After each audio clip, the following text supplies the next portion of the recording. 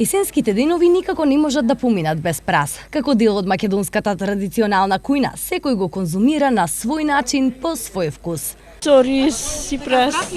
Се пржи со свинско месо, така да издействува се месото и с празо се испржи, така да пржено јаде се.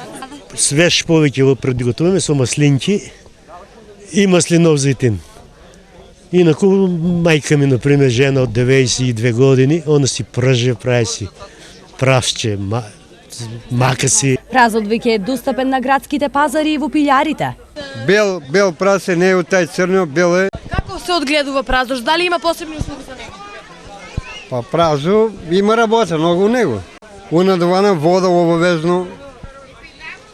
Треба не смее да има у него. Нутритивната вредност на празот е голема и затоа придонесува големата застапеност на витамините, од кои во најголем процент се споменуваат витаминот С и витаминот Е. Од минерали, празот е богат со манган, железо, магнезиум, фосфор, калиум и калциум. Знаејќи го ова, нема да не изненади здравствената придобивка од празот.